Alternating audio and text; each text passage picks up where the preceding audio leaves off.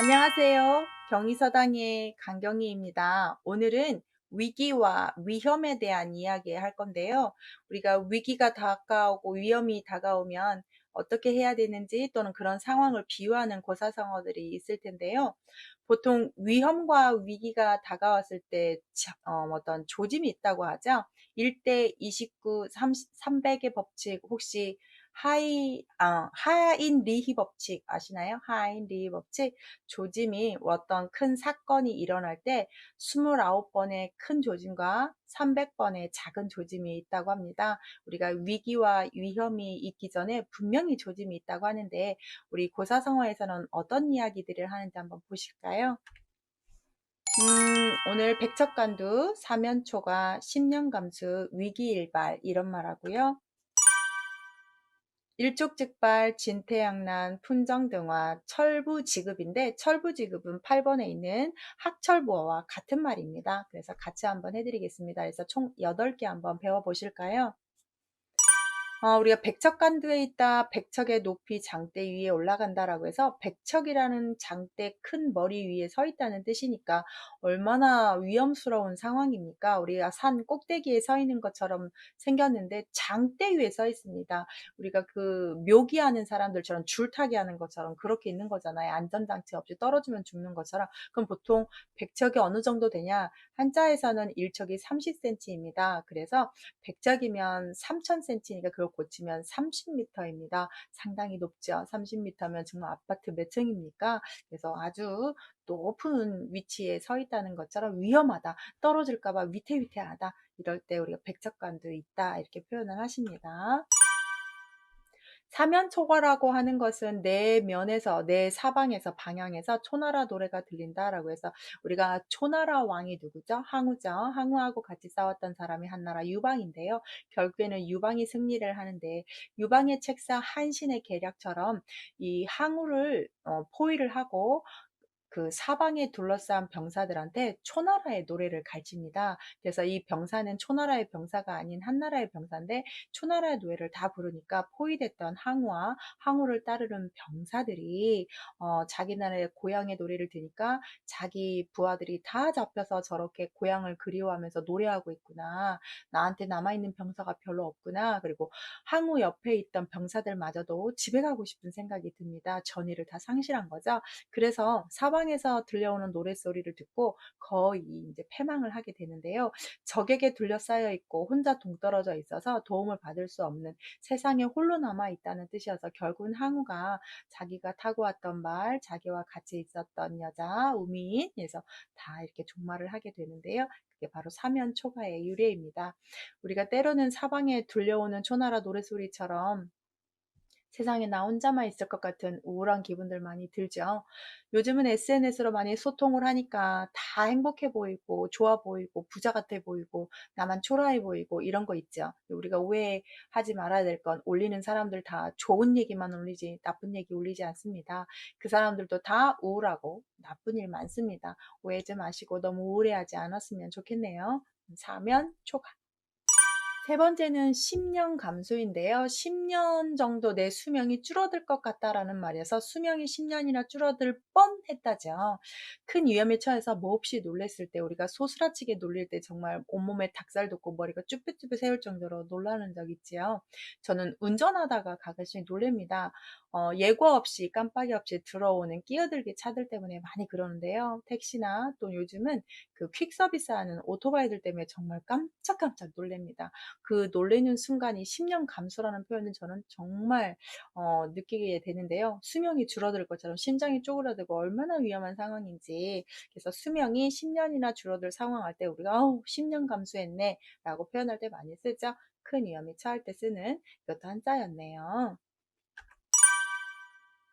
위기일발이라고 해서 위태할 위, 기획이자입니다. 위태한 기, 그 다음에 한일 터럭발이라서 머리털 하나로 무척 무거운 것을 끌어다닙니다. 그래서 위태로운 상황에서 내가 머리카락 하나로 그거를 버텨내는 건데요.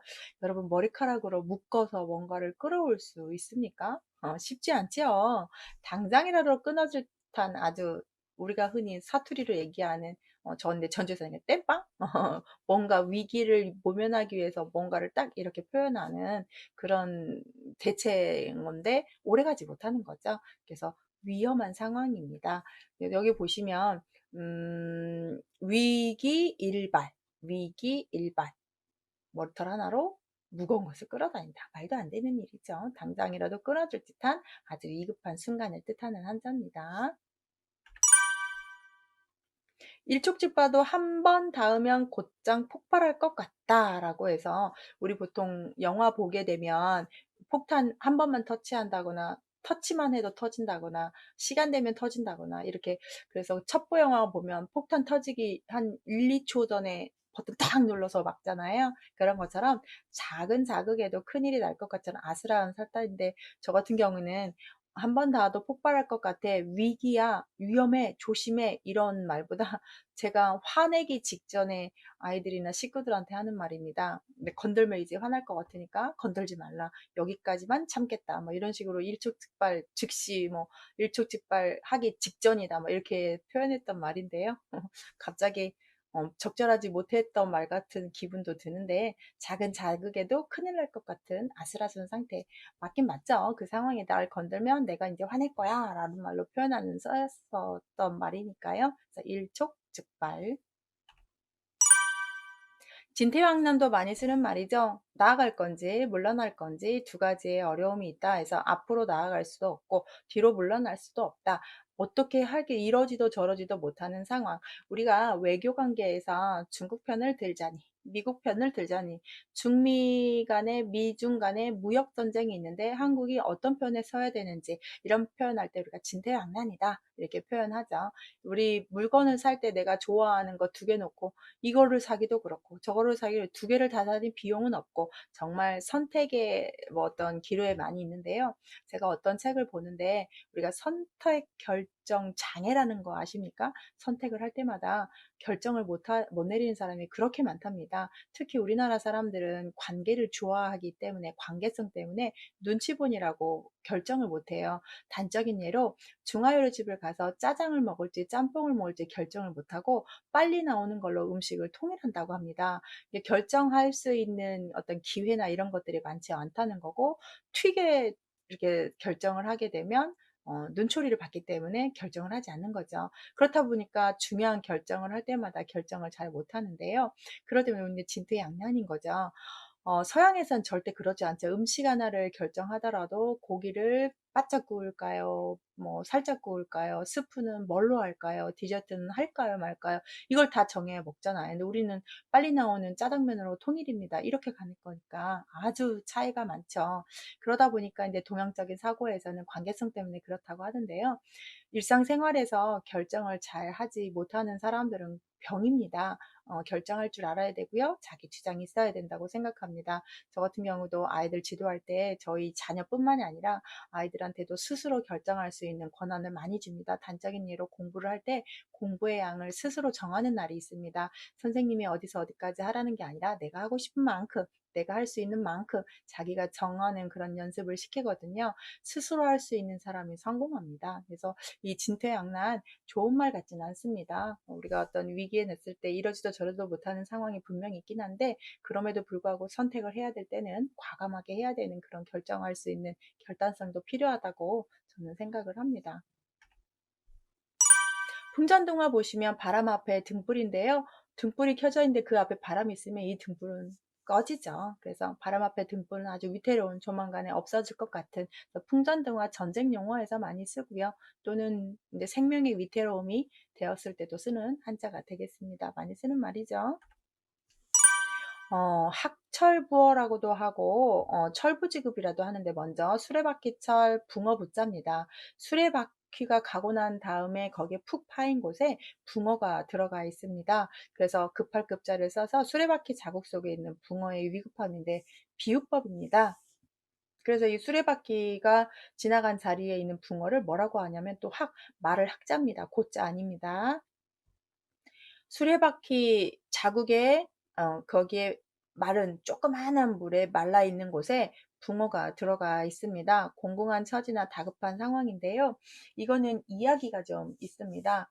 장자 이야기인데요. 장자가 하루는 돈 많은 사람한테 감하우? 네. 감하우라는 사람한테 돈을 빌리러 갑니다. 그래서 감하우가 빌려주기 싫으니까 장자한테 조만간에 내가 백성들한테 세금을 좀 올려가지고 세금을 거둘 테니까 그때 세수를 좀 걷어가지고 여유가 있으면 그때 내가 빌려주마라고 하니까 장자가 오다가 이 광경을 봤던 이야기를 합니다. 내가 오다가 수레바퀴 자국에 붕어가 있었는데 그 붕어가 나한테 살려달라고 합니다. 그래서 내가 뭐라고 했냐면 조만간에 내가 어디 어디 강가를 갈 예정이니 그 강에 가서 물을 퍼와다가 여기다 부어줄 테니 좀만 기다리라고 하더라고. 그랬더니 그 붕어가 화를 내면서 바가지 한 바가지 정도만 되면 내가 살 것을 방에 가서 물을 길러온다고 하니 내가 여기서 죽어버릴 테니 나는 건어물 가게에 가 있을 요량이니 나를 찾으려면 건어물 가게로 오시오 라고 하덥디다 라고 얘기를 하는 겁니다. 그러더니 가마우 듣기에 장자 말이 자기 상편하고 똑같은 거지요. 조금만 빌려주면 될 돈을 세금으로 올려가지고 자기한테 언제 빌려준다는 얘기입니까? 그 말은 수레바퀴에서 말라 죽어가는 붕어 이야기가 똑같습니다. 조금만 물 부어주면 내가 살 거를 강가에 가서 물을 길러다가 한다고 하니까 말도 안 되는 소리잖아요. 죽으라는 얘기죠. 그래서 공공한 처지나 다급한 위기를 비유할 때 조만간에 죽을 것 같은 붕어 이야기처럼 내가 너무너무 급하다라는 말할 때 철부지급, 학철부업 이렇게 얘기한다고 합니다. 아주 위기긴 위기죠. 우리가 코로나 주사 접종, 예방접종을 맞을 때 제일 위급하고 급한 분부터 지금 맞고 있는 중이잖아요. 그렇게 맞고 있을 예정이고 그렇게 맞을 거고요. 이런 것들이 다 어떤 경중을 따지고 급함과 안 급함을 따지는 거잖아요. 중요도를 따지는 거고 여기에서는 아주 다급한 위기를 할 때 우리가 학철부어라든지 철부지급이라고 한다는 거 한번 알아두시면 좋겠습니다. 백척간도 위험하다. 사면초가 10년 간수 위기일발. 일촉즉발 진퇴양난 품정등화 철부지급 학철부어 이런 단어 보셨습니다. 위기와 위험이 좀 없었으면 좋겠습니다. 안전했으면 좋겠는데요. 예방할 수 있으면 예방하면 좋겠죠. 위기 때 썼던 고사성어 8개 배우셨습니다. 다음번에도 또 재미있는 고사성어 이야기 해드릴게요. 구독 설정하시고 좋아요 눌러주세요. 감사합니다.